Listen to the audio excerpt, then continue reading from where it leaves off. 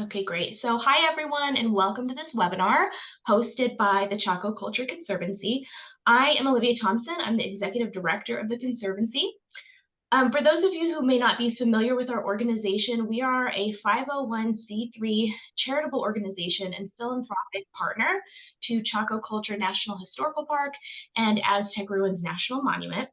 Our mission is to inspire people to support, connect with, and learn about Aztec Ruins National Monument and Chaco Culture National Historical Park through philanthropy and volunteer activities, thus ensuring the preservation of the Chacoan architectural landscapes, natural resources, and cultural heritage for present and future generations. With help from our generous donors, the Conservancy funds projects around both parks that without our help may go unfunded. We primarily support trails, preservation, and access projects. In fact, the board of directors recently approved $18,000 worth of funding for projects for 2024, but there are still $89,000 worth of unfunded projects. And as the year progresses, the CCC hopes to support more of these projects, but we can't do it without your help. So a donation today will help to ensure that this important work can be accomplished around the parks. These parks and the natural and cultural places and spaces that they encompass are important, sacred, and irreplaceable. The work that we do, that our donors enable us to do, provides crucial support to the National Park Service in their mission to preserve these landscapes. So if you're interested in supporting our organization by making a donation today, I've put a link in the chat box that will take you directly to our donation page. And if you're watching this later in time, that link will be in the description of the YouTube video. Other ways to support include signing up for our newsletter, which you can also do on our website. Signing up for our newsletter ensures that you never miss news updates, or ticket releases from the Chaco Culture Conservancy. And you can also follow us on social media. We are the Chaco Culture Conservancy on Facebook and at Chaco Conservancy on Instagram. As always, the CCC thanks you for your support of our organization and of these incredibly important public lands. And thank you for joining us today for this very special webinar. Before we get started, I want to ask you all to keep yourselves muted for the duration of the webinar. We will have time at the end after Jon's talk for a Q&A. So if you have questions as he's talking or at the end, you can drop them in the chat box. And to do that, you can click on the button at the bottom of your screen that says chat, and it's like a little chat box. And you can type directly in there. So now I am thrilled to introduce you all to Jon Ghahate, who will be speaking about the uniqueness and expertise of the builders of the 14 great houses of Chaco Culture National Historical Park and the intimate cultural legacy of New Mexico's Pueblo communities. Jon is of the Pueblos of Laguna and Zuni and of the Turkey and Badger clans. He is an educator at Chaco Canyon Archaeological Center and a board member of the Chaco Culture Conservancy. So Jon, thank you so much for sharing your knowledge and insights with us today, and I'll turn it over to you. Well, Dawa, and thank you again, Olivia. It's really an honor to help our everyone pretty much understand and experience Chaco, because it has so much to give, even though many simply see it as a historic site. But it really helps us understand about humans, the civilizations that existed in the Western Hemisphere prior to contact, and that mentality, that cultural community connection that is still very much a part of our Pueblo communities is still very much alive. So it's really an honor to help explain a little bit about that. It applies to this particular national site. So first of all, in my mother's language, I greet you all. I say Guwatsi Hopa, Gaitawa Shra Shra. In my father's language, which is different than my mother's, I'm from the Pueblos of Laguna and Zuni, I say Keshe Ho, Ko Da'an Dawakia. The interesting thing about Chaco is that there's a lot we certainly know about, but what we know really, what we really don't know is extraordinarily, exponential to what we really know. So that's why we want to help others, guests, understand a little bit about what Chaco is. In addition to that, one of the things I perhaps work to do and to accomplish is to help us understand that for the people who lived, built, and existed and inhabited Chaco, as well as the other sites throughout the Four Corners region of what we now call the Southwest United States, is that they had incorporated science constructs. Without developing, managing, and acquiring certain knowledge, these civilizations will not have existed for as long as they had. Some of the earliest sites at Chaco began around the year 700, and they existed to almost the year 1200. So almost 500 years that these civilizations existed. And that's very interesting to kind of note if we think about time as a metric, is that when we think about the United States, this country has barely been a country for 250 years. But the people who inhabited and populated what we now call the US Southwest lived longer than the country than what we now say is the country of what we now say is the United States, simply because they used science. To be an agrarian society, you have to sustain and maintain specific components of what we now call science. That's called biology. When to build multiple story structures that are still standing in spite of the time, well, we call that architectural physics. To know to watch when the solstices and the equinoxes, when it's time to plant. Well, we call that astronomy now.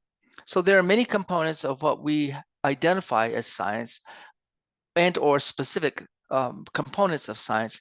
But obviously, the people who were living at that time really didn't understand or have that specific knowledge at that point in time, but they still practice those constructs pretty much every day of their lives. So that's what I would like to help our guests or anyone who visits Chaco is to not simply look at the sites in terms of ruins, because for us and those of us who are Pueblo, that's our ancestral beginnings.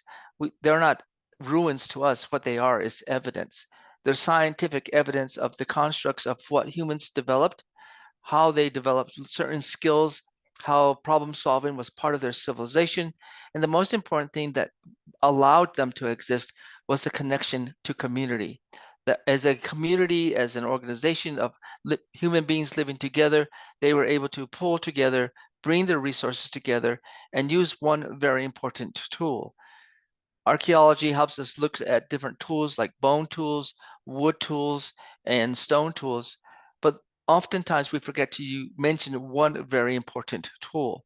And what that tool is, it's that space between our ears, the cerebral matter that we all have, because without the cerebral matter that we have, you could not problem solve.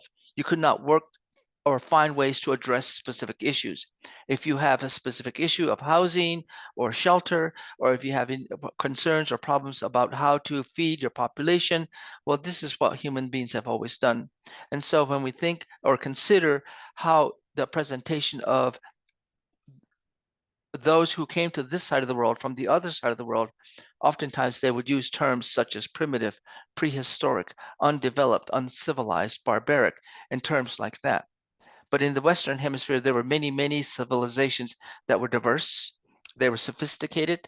They used multiple different components of science. They had multiple languages. They had existential constructs.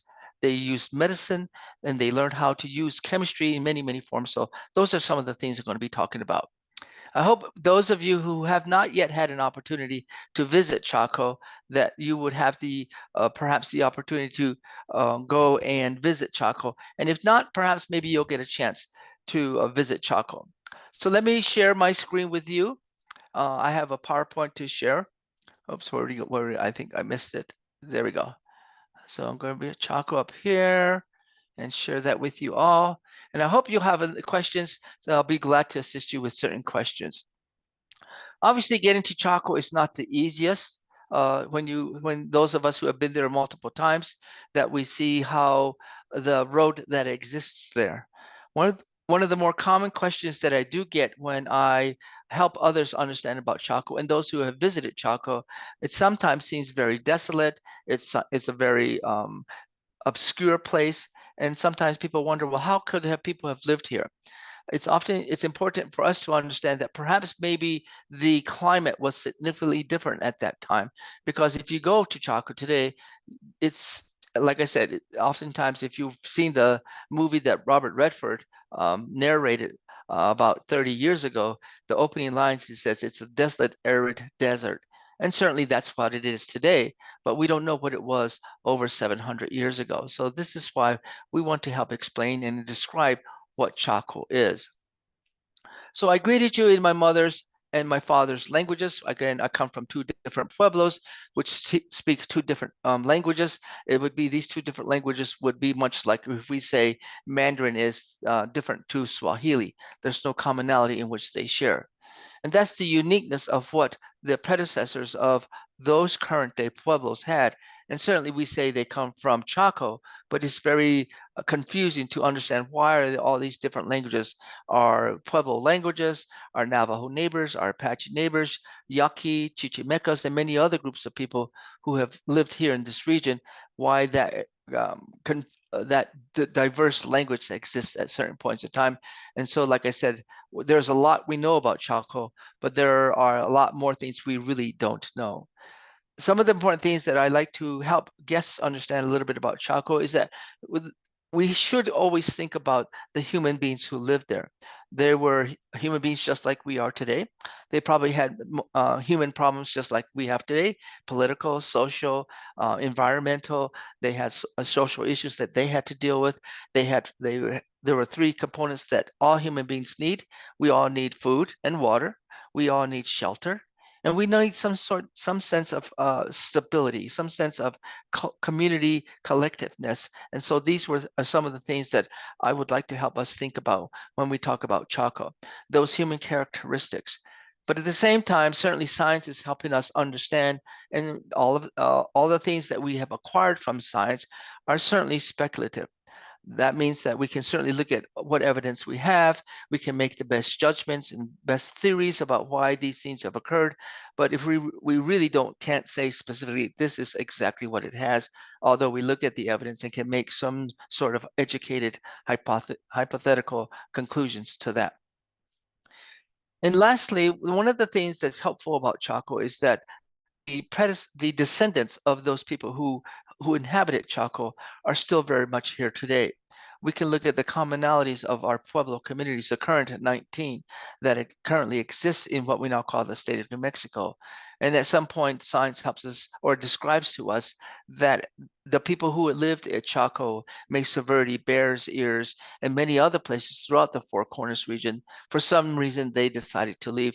And we'll talk a little bit about that, those components of what we call migration, of perhaps the contributing factors that helped them decide to leave.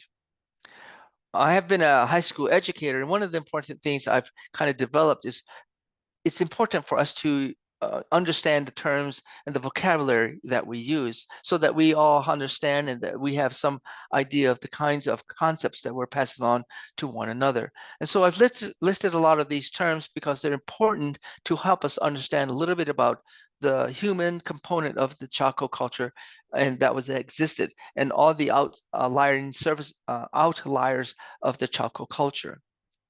But at the same time, there's three distinct words that I feel that are still that paternal hegemonic component of how the Eastern Hemisphere perceived some of the indigenous populations in the Western Hemisphere. Oftentimes terms like primitive, ancient, prehistoric, and other terms were used to try to perhaps maybe show superiority of the Eastern Hemisphere civilizations when they came to the Western Hemisphere. Dr. Edward Dozer, who came from the Pueblo of Santa Clara as an anthropologist, he worked to help his fellow anthropologists look at the kinds of terms they were using and think about how it impacts them. Currently, the scientific community no longer prefers to use the name Anasazi, simply because it really was not perceived as a indicator as it applies to the current Pueblo communities. And with Pueblo influences, the scientific community has agreed to no longer use the term, and we now currently use the term ancestral Puebloan, simply because of those commonalities that current day Pueblos still have. At the same time, certainly it may conflict with our neighbors, our fellow indigenous neighbors throughout the region, our Apache neighbors, Ute, Paiute, Comanche, and others that lived in the region, that certainly we all have our origin stories. We all have our stories of where we came from in different levels or from the underground or from the north. And these stories are certainly relevant. They're important to that sense of place that many indigenous peoples have. and many times science may not always collaborate with those stories, but that doesn't necessarily mean that one is more important or less important than the other. So these are terms that I use to help us understand a little bit about how we discuss culture, heritage, and origin stories. The Chaco Culture Informative Center or Visitor Center is a very good place to start if you ever have the opportunity to go to Chaco. It gives us a way to begin to emerge into what Chaco really is. I really enjoy going to the visitor center and certainly communicating, talking with the staff there.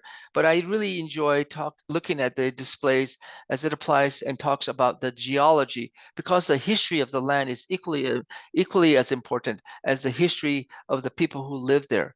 And so if anyone has the opportunity to go to Chaco, take some time to visit the visitor center and learn about the geology of the land, because the geology also tells a story.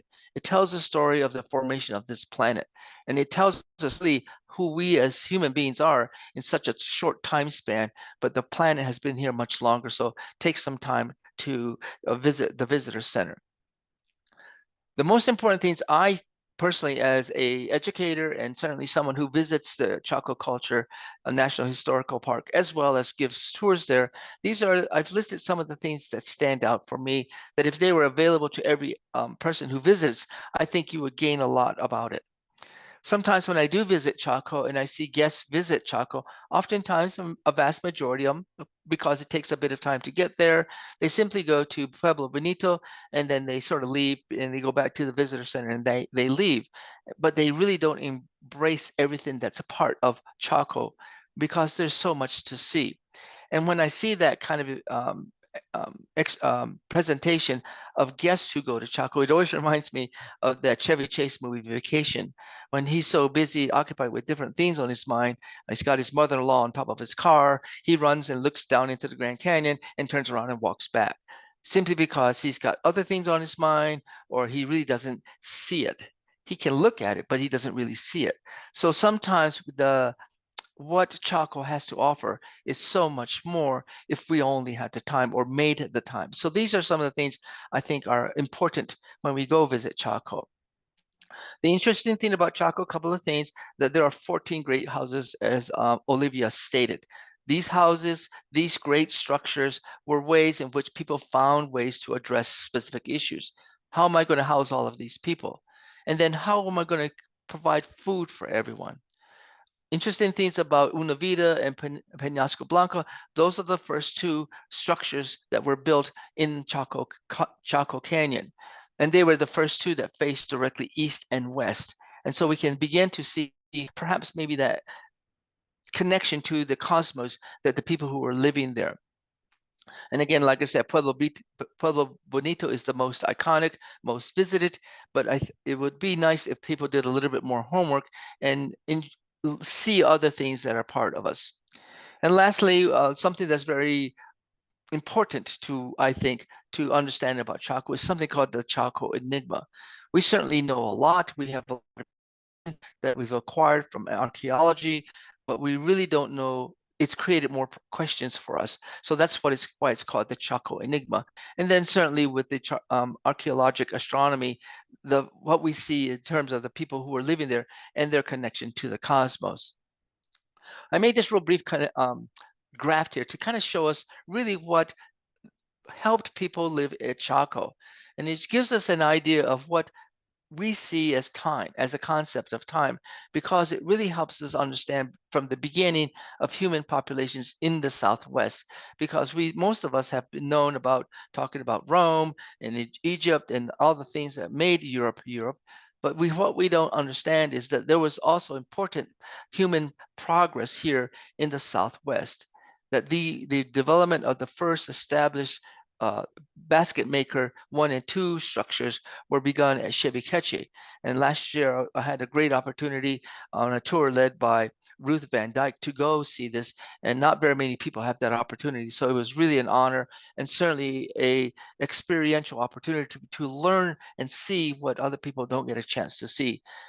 In addition to the things that we certainly get a chance to experience about Chaco, there's so much more, especially as it applies to the Western Hemisphere. because of all the things that who the human beings who were here, and through that continued learning process improvement, problem solving, all the things that we say that helped human beings live here. And the scientific community has had to modify and change their idea of how long human beings have been here. 2 years ago, in the southern part of New Mexico, in what we now call the White Sands National Monument, there were footprints found alongside mammoths and mastodons, as well as giant sloths. Well, science helps us understand that we know specifically when the last groups of mastodons and mammoths no longer were on this planet. And that tells us that probably humans were around at that time. They were using atlatls for hunting. They were hunter-gatherers predominantly. But then work to make that transition to a hunter-gatherer society, now to an agrarian society, there are other components that contribute to that understanding. And so this is what science helps us understand. Through the process of the artifacts and time and new laboratory testing of artifacts, science helps us also understand that we've had to make some adjustments as it applies to what we label specific things. And we look at how humans have changed things, they've evolved. They've always found different ways to improve on their lives, finding their tools. And again, the most important tool I would like to make sure that is part of this discussion is that cerebral matter that we have between our ears. This is the important tool that we use because there are many other species that use tools. We know that other primates might use a stick to get at ants or other food, or perhaps maybe an ant would jump on top of a leaf to go across a body of water. So those can be used as tools. But we as Homo sapiens use our brain to develop further concepts of tools. And so it's important for us to understand that humans have always continued to develop, to improve, progress, and find ways to problem solve. The last thing I'd like to mention about this particular graph is that in the Pueblo 5 region, we say that it begins around 1600. I would like to propose, and I hope that perhaps maybe I'll have the opportunity to do this. I think there should be a Pueblo 5 sub 1 and Pueblo 5 sub 2, because we know that what changed after 1600 was simply the impact of certainly colonization by the representatives of the Spanish crown. But that changed once Mexico won its independence from Spain, and there was the influence of the Mexican government. And that also then changed after 1868, when the United States now acquired what we now call the Southwest at the end of the Mexican-American War. So there was greater changes there, different from each of these different components. But again, this is something perhaps maybe an anthropologist or an archaeologist might think about doing. But that's my perspective at this time, because I know how things change for the Pueblo people as it applies to their civilizations. As I mentioned before, there's a lot we know about Chaco, but there's much more we really don't know. Things like what allowed them to sustain them. If we see the civilizations of the structures that are at Chaco, these 14 large structures, what we don't see is evidence of long-term human habitation. And as a result of that, others have proposed that this was probably maybe a big mall, that they would come from different places. They would spend the time there. Maybe it was like a big motel that they would come and celebrate, and then they would go back to their homes. If there was human beings who had lived in this region, in these structures for even at least 300 years, you would see large caches of debris, trash, trash middens, but that's not what we see. There are found some, but not enough to indicate that we would see the evidence of human population for the extended period of time. A good way to think of this is, perhaps maybe say your garbage collectors go on strike, even just for a month. You have to put your garbage out on your porch for even just that month. It would certainly pile up. Well, as humans, we create our own trash, but we don't see that at Chaco. Other things we don't see is that there is very limited amounts of human remains that have been found there. And so that's a little bit confusing if the number of people have lived there for extended period of time. And there are other things that are part of trying to understand all that we find as it applies to Chaco. And this is why it's called the Chaco Enigma, because there are things that don't help us understand, and we don't have answers at this point.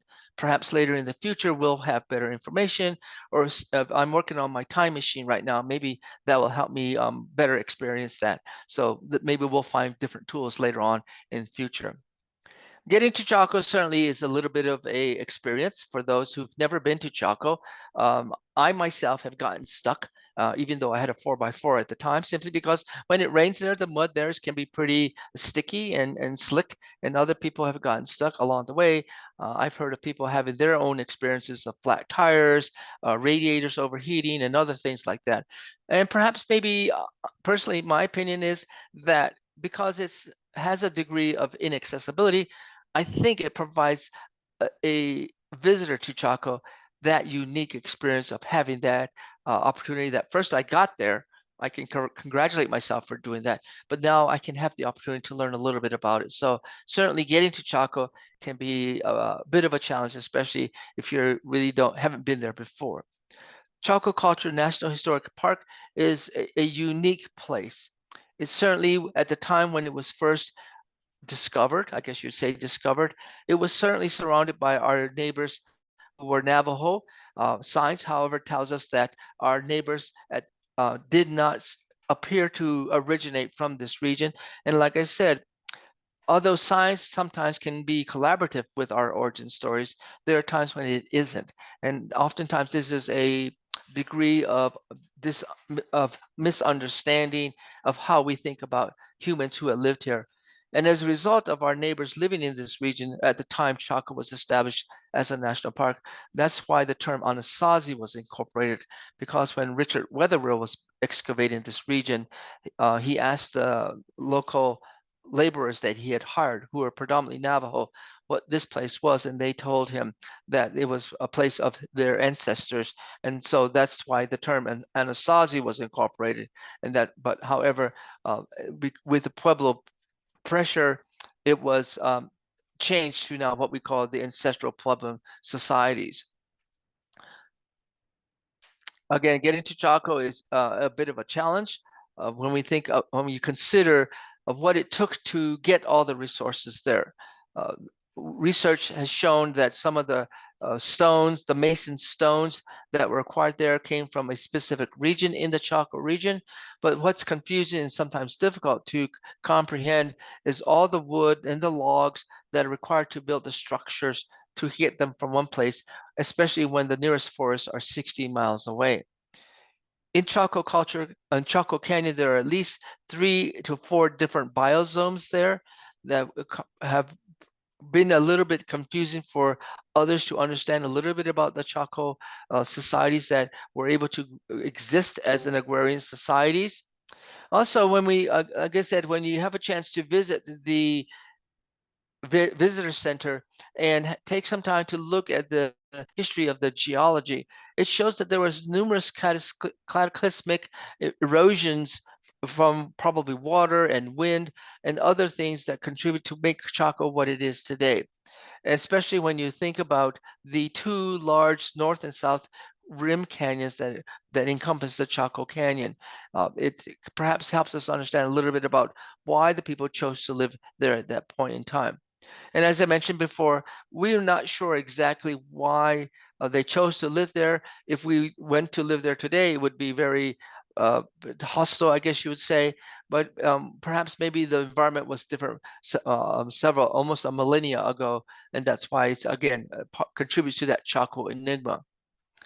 As you drive into Chaco, you see the more predominant structure of Fajada Butte. But Fajada Butte is not only simply a structure. What it helped science understand is that uh, it was a way that the people who lived there began to incorporate what they began to observe as far as the celestial understandings. Some of the earliest findings and recorded uh, um, uh, those who came to this region begin as early as 1830s when the United States was progressing into this area. The first one, a picture that was drawn by a cavalry officer was one of the Fajada Butte with the structures of the Una Vida that you see on your screen there. but the Spanish who were here had already been to this region as they were moving westward, perhaps going to Hopi lands or looking for the Navajo who were living in the region. They came across this because it's mentioned in several of the diaries who were there. And this is a picture of Una Vida as it is today.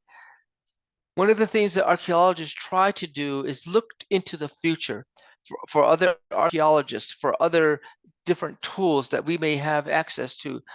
Currently, one of the more non-invasive tools that we use in archaeology is something called LiDAR, which use radar and ground penetrating sound to look at things without disturbing it. Because once you destroy a archaeological dig, you can't return it back to its original find. And so perhaps there'll be different tools, different concepts, different understandings by future archaeologists. So archaeologists are very mindful now of not to simply dig up everything, because if we do that, it's no longer an archaeological, it's no longer an ancestral site. It's been disturbed by science.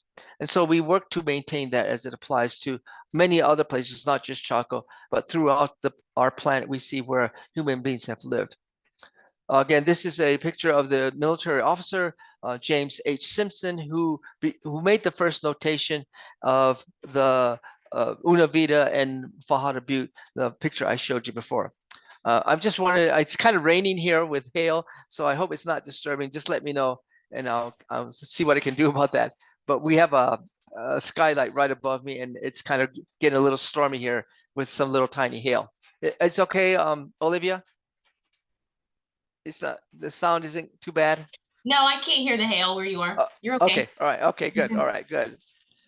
Some of the things that are helpful at Una Vida is there's a very short trail. It's a little bit of a challenge, especially someone who might need some extra help, and or if there's some ambulatory concerns, that there's some petroglyphs right within a 2-block distance of the visitor center. So if there's an opportunity that you get a chance to go to Chaco, there's places that you can see some of the petroglyphs that were etched into stone.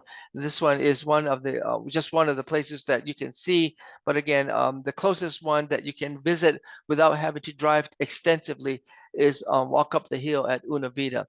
Another one that's also accessible, but it does take a bit of a walk, is if you go down to Wajiji. There are some petroglyphs on this west side of the, oh, sorry, east side of the structure there at Wajiji, and they're available for us to see.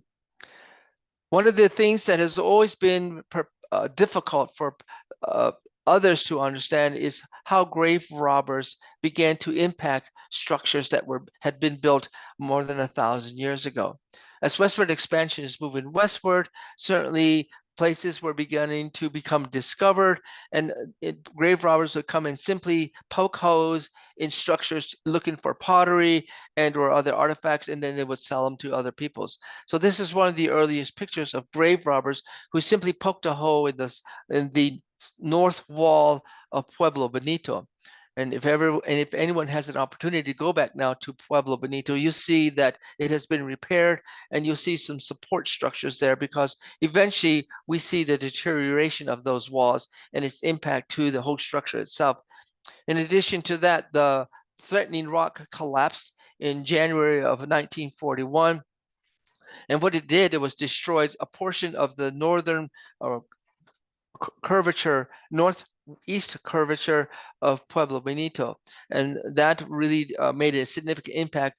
And that's why currently the assumption or the theory, hypothesis, is that there are probably at least 800 rooms in what we now call Pueblo Bonito. But because of threatening rock falling and collapsing down on that northeast wall of Pueblo Bonito, we can simply make assumptions.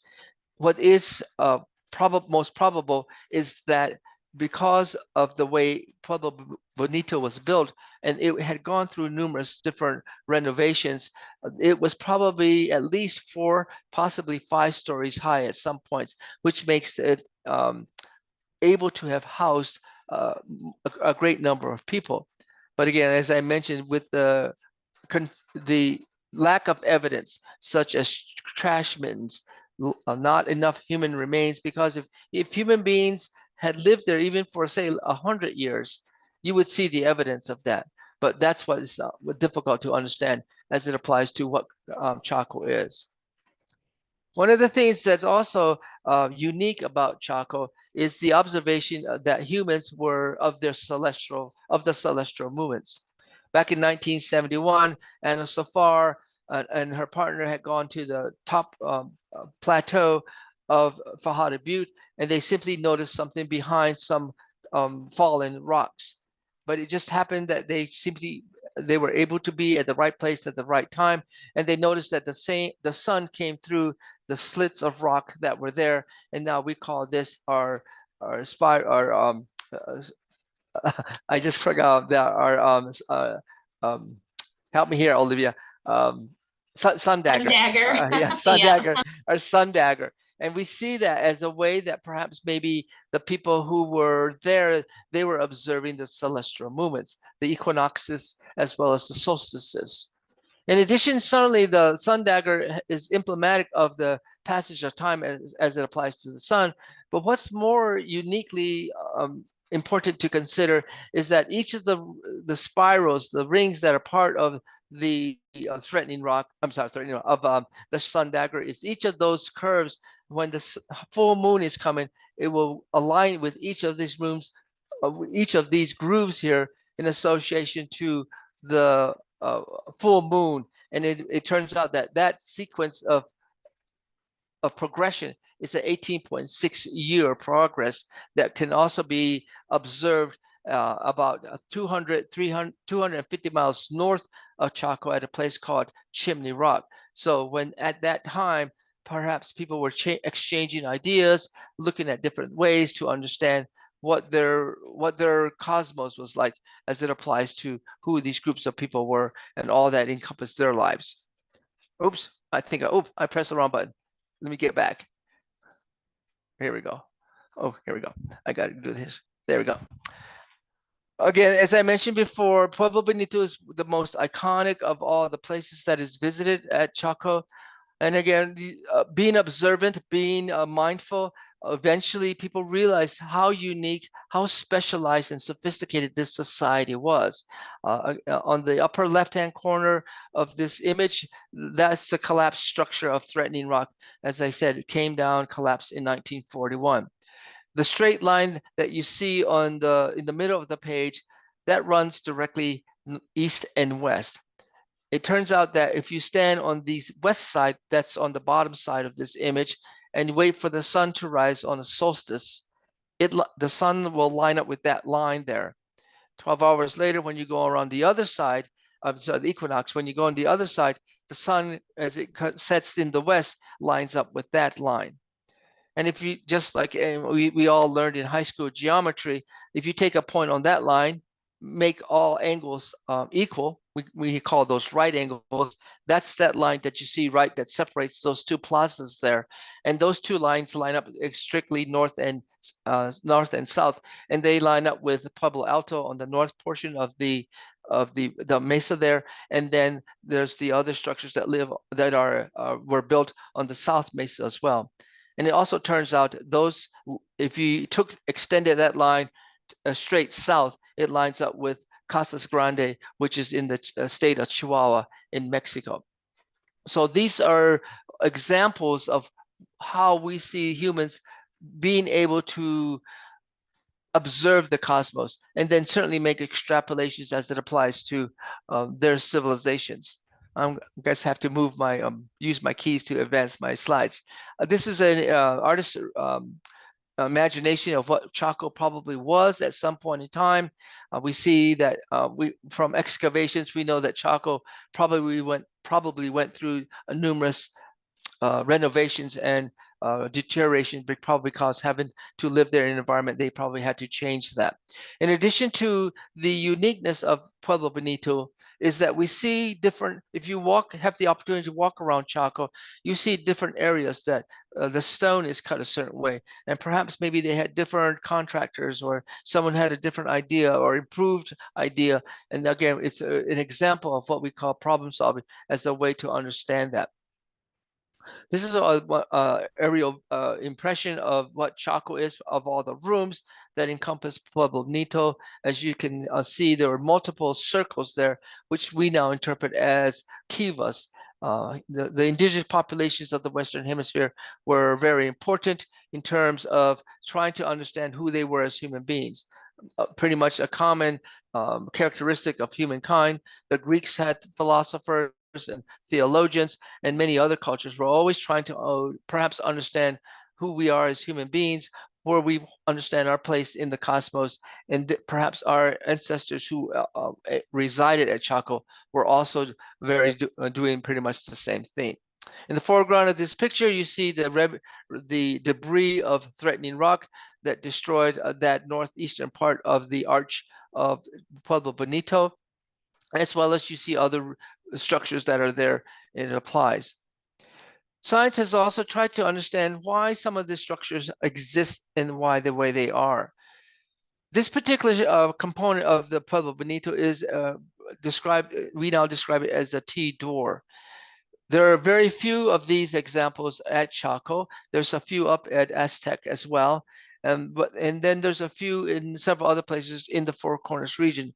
But where you'll see this architecture is more predominantly associated to the groups of people who lived in southern Mexico and Central America. The Olmecs, the Aztecs, and the Mayans, their culture had some of these.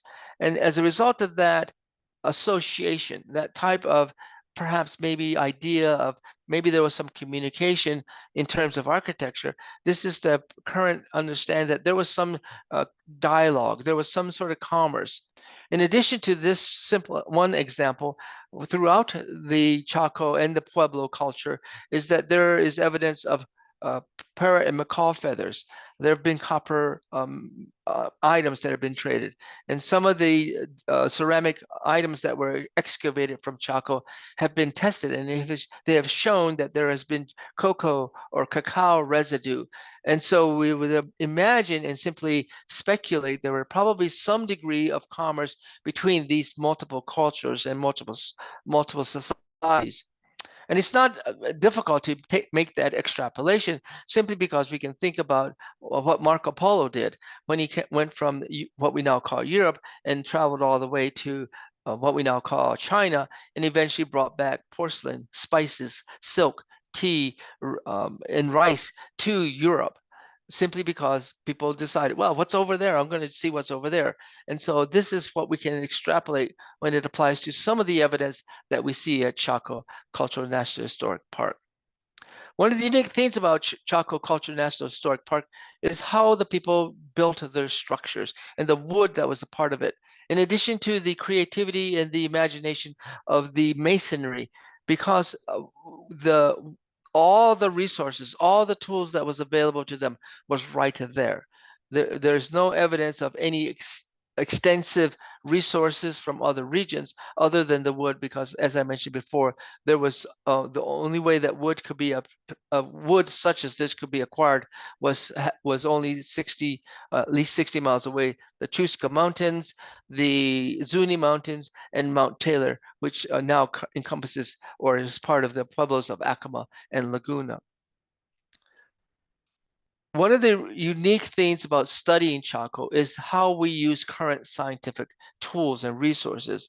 This is an aerial view, a satellite view of that northern part of Chaco Culture National Historic Park.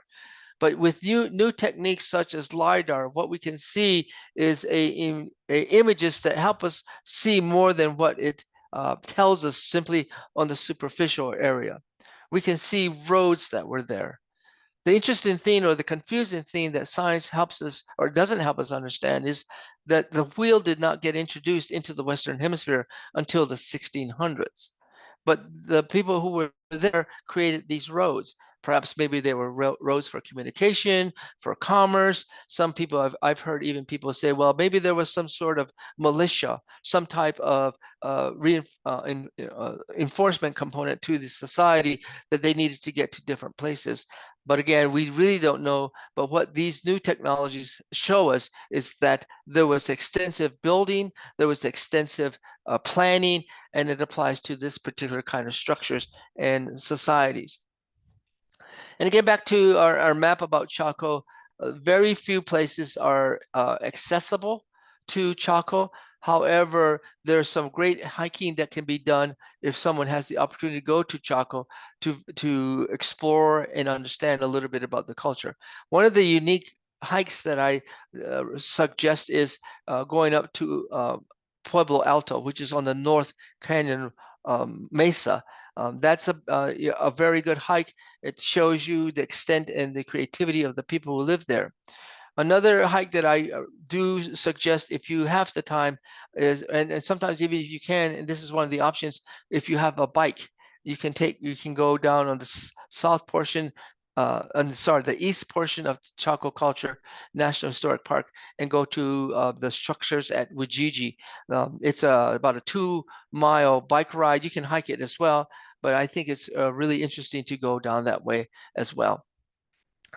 Um, as I mentioned before, the people who lived at Chaco were very cognizant of their environment. They found ways to observe those celestial movements. This is a image as you look into the corner. Very few structures around the world have corner wall windows. This particular window shows the when the winter equinox hits, the sun will come right through that morning on the morning of the summer, I'm sorry, of the winter equinox, when it starts to change and come back to the other side, moving towards spring. And so perhaps maybe this was a signal of a way that the people could say, well, this is as far as winter's going to go. Now we can look for spring to come back. So this is one, there's another window just like this that would show perhaps the same thing for the spring equinox as well. There are many things and artifacts that have been found. Some of them are at the Maxwell Museum at the University of New Mexico. Some of them are also at the Colorado National History Museum, and some are also at back east in some of the museums that are there. But some of the uniquenesses of Chaco are still very prevalent. They're unique specifically for the Chaco culture, but as the people who left and decided to leave that region. And science helps us understand that probably happened between the year 1150 and 1225. There was a gradual migration from the region, and most of the scientific community accepts the fact that they probably chose to live in what we now call the Rio Grande Corridor, that 200-mile long corridor or valley that starts up in northern New Mexico. The northernmost community, Pueblo, is now Taos, and eventually by 1300, 1400, the southernmost communities were south of Albuquerque, about 75 miles, in a community we now call Socorro. But after the Spanish did come, there was a coalescence of some of these pueblos into the current 19 pueblos that we see today in the state of New Mexico. Many artifacts were found throughout Chaco. We see them displayed as images of ways that people live, that as an agrarian society, the things any society needs is to have some stability in it, as well as some sense of leadership. There should be, or there can be, some source of collective understanding that everybody buys into this, that everybody contributes and participates to some degree. And certainly there are the ceramic and pottery makers, there are those who grind the corn, there are those who plant the corn, there are the weavers. And so everybody contributes as a society, as a community. And this is a way, this is a term that is now used by most anthropologists who study the Southwest cultures.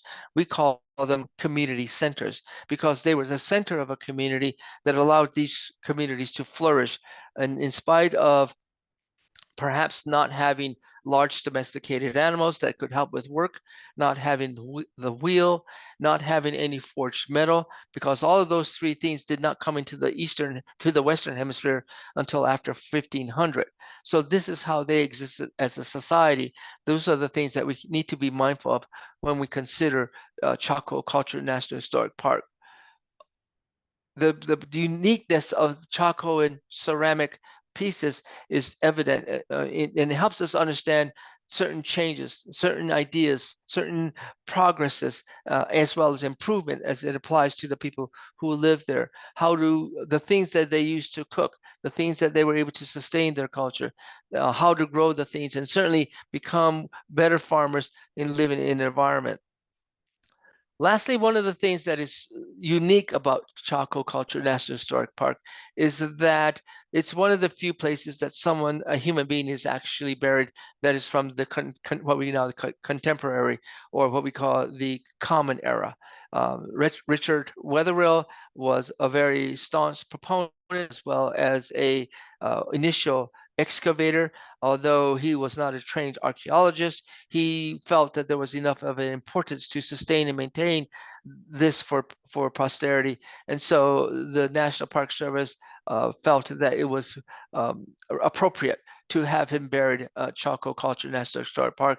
And so if you have the opportunity to go to Chaco, you may be able to see that that sign there that talks a little bit about who Richard Wetherill was, and he was also instrumental in evaluating and describing Mesa Verde. And so, how are we doing for time, Olivia? I've lost track of time. You're good. Okay, good. Well, I think that I've come to the end of my slides here. Let me see how I can stop my slides here. And I'll be glad to help out with any questions. I would simply like to end by saying that the current Pueblo communities of what we now call the state of New Mexico have a unique connection to Chaco Culture National Historic Park.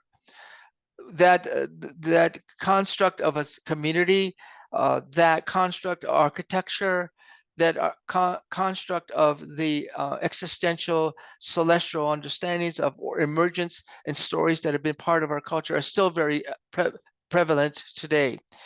However, with the Spanish having come here, if anybody has had the opportunity to go to our feast days and our ceremonies, you see the Catholic faith interwoven into that society. But nevertheless, we still hold on to and have those stories of emergence, saying that we did come from Chaco. And so that's how we work, how we incorporate that story.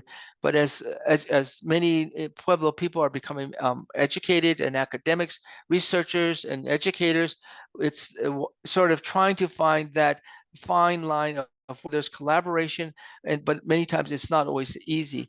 But we still see that as a way to validate that how history is, what science tells us, but at the same time, how we're respectful of the narrative of many indigenous origin stories. So that's how I would like to end that. And I'm welcome to take any questions if anybody's interested. Thank you so much, John. That's a great talk. We really appreciate you being with us today. I'll just remind anybody, if you do have questions, we have a bit of time for a Q&A. If you have questions, you can put them in the chat box. So to do that, you just, at the bottom of your screen, if you roll your mouse over it, you'll see in the bar on the bottom a little chat button, and that will bring the chat up for you. And we already have one question from Bobby, who asks, was Chaco used for constant habitation by a large population, or was it more of a ritual cultural center for the people of the region? I've heard some scientists express ideas that Chaco may have been used as more of a ritual cultural center and was only occupied at various times. I know that ideas have changed over the year, but don't know what the current scientific consensus is. Has there been any further evidence to support one idea over the other? Exactly. That's an excellent question. And you described what some of the current understanding is. As I mentioned before, what most scientists now describe as the Chaco Enigma, because certainly we see the evidence of many of these 14 large structures. And some of them, like I said, as it applies to Pueblo Bonito, it's probably suspected of having 800 rooms. And so if we simply say, well, for maybe a family unit consists of 4 people, in 800 rooms, well, it's difficult to imagine that, well, why didn't they have all this evidence of human population?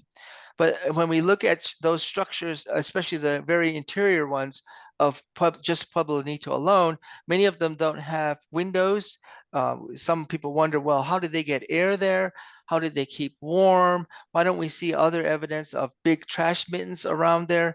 So this is continued to perplex the scientific community.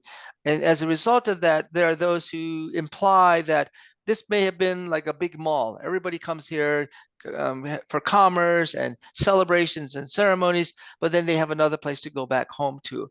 Perhaps maybe this was sort of maybe a big hotel that everybody come once in a while and sort of share, meet with family and so forth.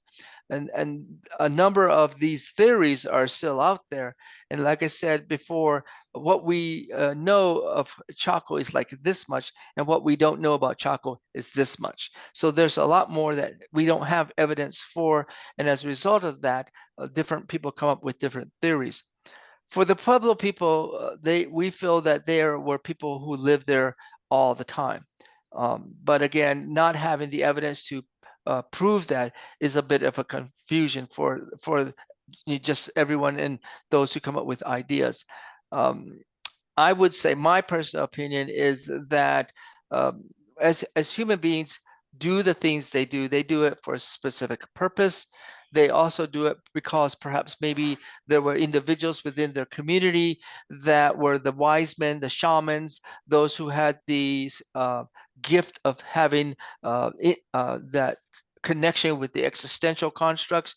And perhaps maybe they realized that there was some way that they could participate but not have the evidence to show it. So we really don't know. And again, that's why it's called the Chaco Enigma. I hope that helps explain a little bit. Thanks, John. We have two other questions. So one from Steve asks, one of the most striking elements of Chaco for me is the petroglyph below Penasco Blanco that has been attributed to be an observation of the crab supernova of 1050 CE. How has the view of this petroglyph changed over time? That's perfect. Excellent question, Steve. I like that because most of us who were able to view the total eclipse last 2 weeks ago, it helps us understand that people were just as enamored with the celestial events 1,000 years ago as they are in 2024. We simply see how we are as human beings, uh, I guess you'd say the finiteness of who we are as human beings compared to the infiniteness of our cosmos. And it's interesting that one thing I like to help others understand is that the same stars that the people who were living at Chaco, we get to still see today. The same sun that provided them the agrarian society is the same sun that we get to see today, no matter what. So we are still living in that cosmic world that our predecessors who lived at Chaco. As it applies to the petroglyph that is interpreted as being that particular supernova, in addition to not only that at Pueblo Penasco, we see that sun, that image, that petroglyph image, just a little bit, few feet from the visitor center. There's a rock there that shows perhaps maybe there was someone observed eclipse there, a total eclipse, and that was part of that understanding. Certainly, we really don't know. One of the things that we don't have access to is that many of the indigenous populations of the Western Hemisphere, by the time contact had come to this side of the world, had not progressed to the point of writing stuff down. Majority of history, knowledge, wisdom was always through the oral tradition or the oral narrative. How you pass along knowledge, how do you pass along how to plant, when to plant, how to deliver children. All this knowledge was acquired, but simply passed along through the oral tradition. but we've all played the telephone game before, right? How you tell a little secret here, and by the time it comes all the way back around, it might be totally oblivious to the way it first started out. And so that might be one of the fallacies of, or the weaknesses of the oral tradition.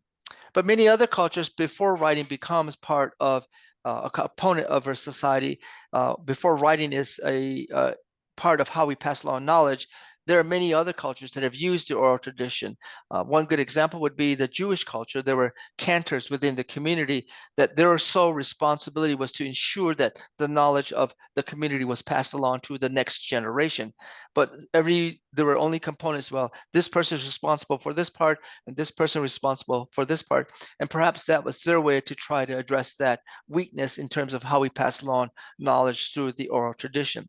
So we certainly don't know that it specifically was meant that, but right now, that's what the current interpretation is, especially applies to those two petroglyphs, one at Pueblo Penasco and one at just outside the visitor center. They were probably observing those celestial movements and those celestial events that we still get a chance to see. And in 2026, there will be another eclipse that many of us will get a chance and opportunity to see. But we're seeing those same celestial events that the people at Chaco saw as well. I hope that helps, Steve. Thanks, John. We have another question from Anne. Is there evidence of where food gardens were located around the great houses? Some of the things I'm thinking back, in addition that we see evidence, very significant evidence is like at Mesa Verde, we see terraces, we see floodplains or places where people built little check dams to collect water. And by continuing that check dam approach, maybe there would be sediment that would be good to grow. There are some places at Chaco where we see those kinds of check dams and retention walls where perhaps maybe people were collecting water. One of the things I've always wondered about as it applies to the Southwest indigenous civilizations is I've asked many anthropologists and archaeologists this question: is there evidence of any civilization digging wells?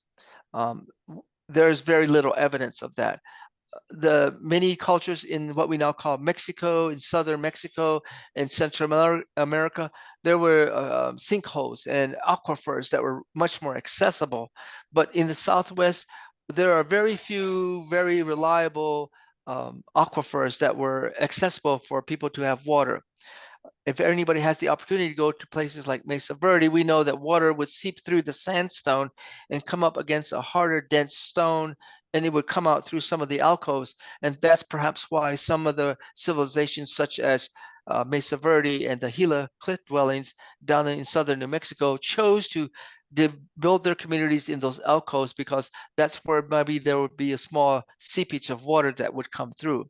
But as it applies to check dams, garden areas here, where we don't see that. Again, that contributes to that Chaco Enigma.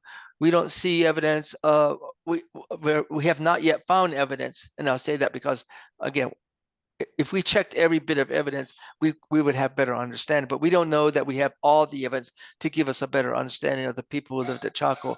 But what we don't see, again, to talking with many of my colleagues up at Chaco Canyon Archaeological Center, especially like Susan Ryan and others who have, and Ruth Van Dyke, who has spent a great deal of time at Chaco.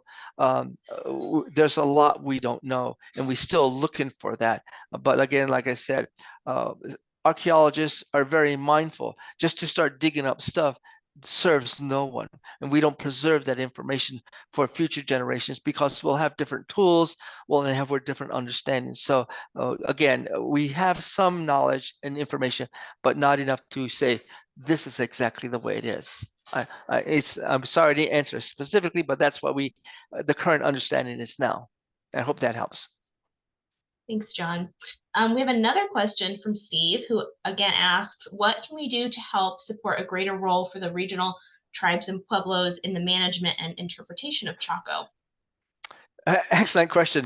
Thank you, Steve, for that question. I say consists of two parts. Okay, as a guest and as anybody who goes to Chaco, appreciate it for what it is, an understanding and take away from the fact that there were human beings who lived there. There were human civilizations. There were children running around. There were mothers carrying their children. There were men who were making tools and trying to provide for their families. This is a way that we can help make that human connection of a place that seems so distant and far away, yet at the same time, it still connects us with us today, because that's what community means, that we as individuals cannot do everything, but each of us can do something. That's what community means. And the second part, I would imagine this is our extension as citizens of the United States, who we vote for. If there's someone that is very mindful of, certainly we all need energy. I drive a car, you probably drive a car. I drive periodically to Cortez. If, say, I had a electric car, I'd probably get about 3/4 of the way there and my battery would run dead, because there's no current infrastructure for me to take those long journeys. Or someone who lives out on the reservations, there's no infrastructure for them to power their cars. So for many of our indigenous populations, maybe electric cars aren't the answer, but we certainly are mindful of climate change and the impact of the combustion engine, because we all appreciate that. We all fly in planes, we all contribute in some way our part. We all have a carbon footprint. So when we think about, or when we consider what we can do, I think it comes down to our vote, who we vote for. Become aware of what a legislator supports. Do they support being aware of? Maybe they don't support every legislation that applies to climate change, but at least they're sensitive and knowledgeable of it, versus someone who completely denies it. How we change and how we help that idea is mindful. And then again, maybe I'll add one more, is that as educators, I think our responsibility is to help others understand. And I have, as an educator, I've come to differentiate between two words: ignorance and just not knowing. If I don't know something, it's simply because I haven't been exposed to it. Maybe someone doesn't know how DNA replication is, or the difference between mitosis and meiosis, because maybe you haven't had the knowledge to experience that or have it exposed to you. So it's not that you're ignorant, it's just that you haven't been exposed to that. I see ignorance as something you are mindful of, someone you know of, but you still hold on to your biases. You still hold on to those principles that keep you only either myopic, or simply you vote this way simply because that's what your parents did, or what your belief system implies. Then I'm simply denying expanded knowledge. So I look at how being not informed or more educated, as compared to be simply ignorant, or I just deny what the reality is. I hope that helps. Thanks, John. And I'll just also tack on to that, and give the NPS side of it and the philanthropic side of it, certainly, in that the Chaco Culture National Historical Park and Aztec Ruins National Monument host their own I don't know, what word am I looking for? They bring all of the affiliated pueblos and tribes to the table to talk to them about the best management strategies for how to preserve and protect these landscapes that they steward. So certainly supporting your national parks around the country is a great way to do that, because they're all in conversation with their own affiliated tribes and pueblos, and also supporting their philanthropic partners, which would be us, like the Chaco Culture Conservancy. We, of course, help those projects that they do kind of get done. So for instance, things that we often fund as the Chaco Culture Conservancy include bringing in guest speakers and lecturers and demonstrators. If you've ever been to a solstice event and you've watched the Pueblo enchantment dancers dance in the plazas at Pueblo Bonito, those types of events are things that we often help fund. And so supporting your local philanthropic organizations and your National Park Service sites certainly help to support those roles for the tribes and pueblos. Okay, so we have two other questions. Bobby asks, have memories of Chaco been kept and retained over the centuries within the modern Pueblos? The answer is certainly yes. And the reason why I would say that, Bobby, is that many of the cultures that we see today, the current 19 Pueblos, they hold their stories of having some origins associated to Chaco.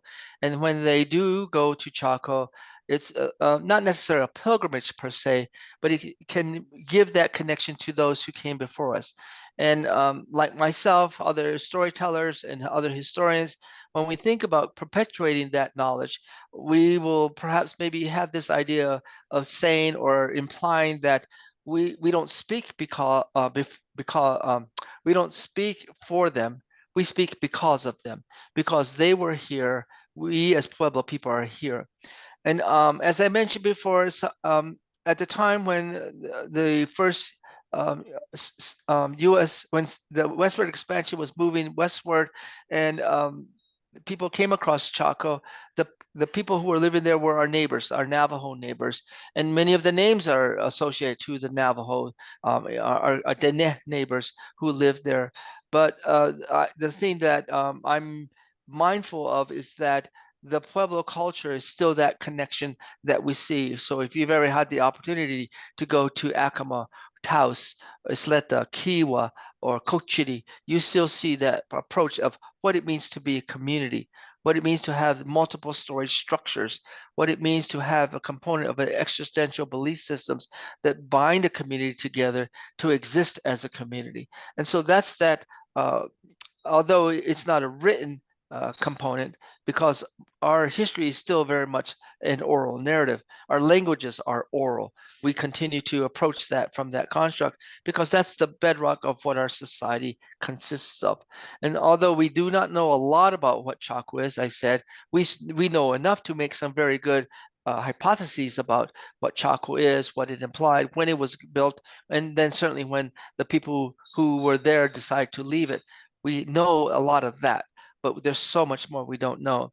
And so as it applies to the current Pueblo communities, the current 19 Pueblos, including our Hopi neighbors in Arizona, there is still that connectedness, that sense of place that's associated to our communities, our culture. And that's another question, another component of this enigma. If we say that all the people who are the Pueblos came from Chaco, why are there these five distinct languages? Now, actually, there was eight at one time, eight distinct languages. But now, because of the time that has passed since the contact with the other side of the world, we have five distinct languages that are spoken here in what we now call the Rio Grande corridor. We have our Hopi neighbors that speak another different language. But the two other languages that are no longer here are those languages that were called the Piro speaking group. Those Pueblo communities that were south of Albuquerque, between Albuquerque and what we now call Socorro, New Mexico, their languages are no longer spoken. They're called the Piro speaking groups. But the five languages that are still spoken, and we work to sustain them, Zuni and Jemez are the two Pueblos that have two distinct languages that are different from all the rest. And those two communities only speak that language. The people at Jemez only speak Jemez, and the people at Zuni only speak Zuni. Two different languages in just those two groups. The remaining 17 are divided up into three distinct languages. There's our four, what we call Tewa speakers. That's Taos, Picaris, Sandia, and Isleta. They speak that language. There's a slight variance in terms of enunciation between the two groups because Taos and Picaris are the two northernmost, and Sandia and Isleta are the two southernmost. And then the remaining other groups are the two groups in surrounding area, what we now call Española. There are Tiwa speakers, Santa Clara, Okeawenge, Tisuke, Nambe, Pawanke, and San Ildefonso. They speak just that language, and the remaining groups are those groups that speak what we now call Caris. That's Acoma, Laguna, San Felipe, Santo Domingo, or Kiwa, Cochiti, Zia, and Santa Ana, and San Felipe. They speak what we call Caris. So if these communities all came from Chaco, it's confusing to the community, it's confusing to science, and it's certainly confusing to our rest of our other Pueblo members why these languages are so different if they all came from one spot. So again, that contributes to the Chaco Enigma. That still there's still so much to learn about who the people were at Chaco and why they did the things that they did. I hope that helps. It's a bit confusing, but I hope it helps. And then we have one other question. Anne asks, as a follow-up to Steve's previous question, are the Hopi included in Pueblo conversations? Oh yes, they certainly are. The thing about excuse me, the thing about not that they're different in a sense that they're different from our cultural components because they were agrarian societies. They had components that are very similar to our Pueblo communities. The only difference right now is that how the state of Arizona distinguishes them compared to the state of New Mexico. New Mexico has always had a connection because when as early as 1540, when Coronado came into this region, what was changing for the Spanish representatives of the Spanish crown at that time was a effort to evangelize and Christianize the groups of people here. But when you say that, you have to accept one important premise to do that. You have to accept them as human beings. Because at the same time, on the other side of the world, there's something going on. It's called the Spanish Inquisition. The people who were living in Spain at that time, well, it was not Spain because Spain doesn't become a country until 1798. It was called the Kingdom of Castile and Aragon at that time. But the people who were not seen as worthy of the Catholic faith, anybody who's a Jew, a Muslim, a gypsy, a gay, a lesbian, a heretic, a pagan, a heathen, those people were simply being persecuted, tortured, killed, and forced to tell their neighbors because that was called the Spanish Inquisition. But as early as 1593, 94, what was changing was something called the Council of the Indies, where instead of simply decimating the population of an indigenous population, the crown, in collaboration or institutionalization with the Catholic Church, began to evangelize to the people who were here.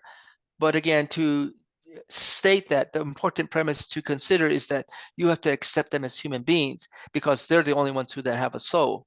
You don't Christianize cats or dogs, pagans or heathens, rocks or trees. You Christianize humans.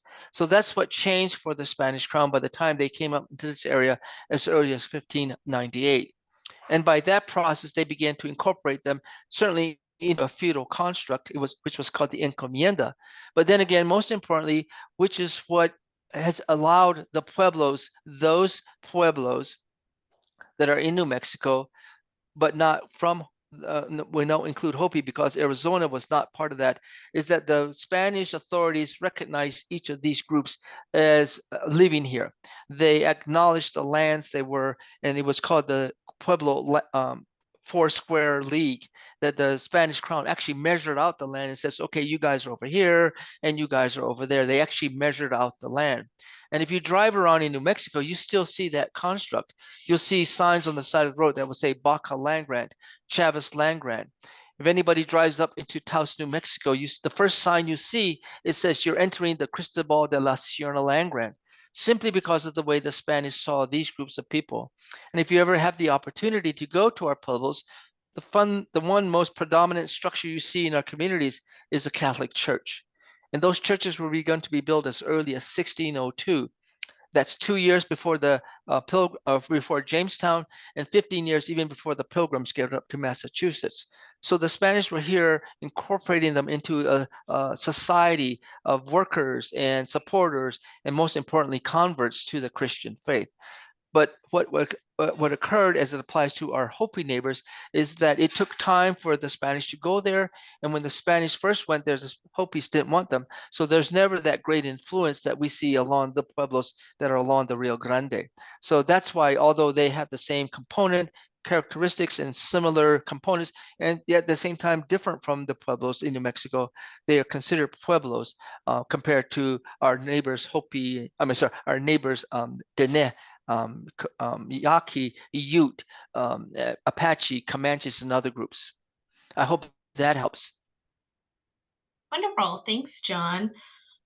So we are wrapping up our time here. So I will go ahead and say thank you again, Jon, for your talk. And thank you to all of our participants that were here today who joined us and those who are watching in the future. And thanks everyone also for your engagement. It's also nice it's always nice when you host a webinar and get an engaging audience of people who have lots of questions. And also before we leave, I want to take a moment to mention that in celebration of National Park Week, the CCC is running a fundraising raffle on our website. So that's available until 5 p.m. tomorrow, Sunday. So if you're interested in supporting the parks and the CCC, please consider entering. And I also want to let everyone know that tickets are currently on sale again on our website for our summer tour featuring archaeologist Ruth Van Dyke on June 7th. So last year she did a tour, as Jon mentioned, of Shabikashi Village. And this year she's taking a trip out to Kinbiniola, which is another Chacoan site that is currently closed to visitors. And I believe that Jon will also be joining us there as well. So if you're interested, you can find more information and tickets for that tour on our event on the events page of our website. So thank you again, everyone, and I hope that you all have a great rest of your weekend. And thanks so much for joining Sure. us. And let me just mention, if anybody would like my reading list, by all means, don't hesitate to send an email to Olivia, or if there's a question that didn't pop up at the time, email Olivia, and she can always refer it to me, all right? It's wonderful talking with you. I'm glad you attended, and I hope everyone has a terrific rest of your week. Thanks so much, everyone. All right. Bye-bye now.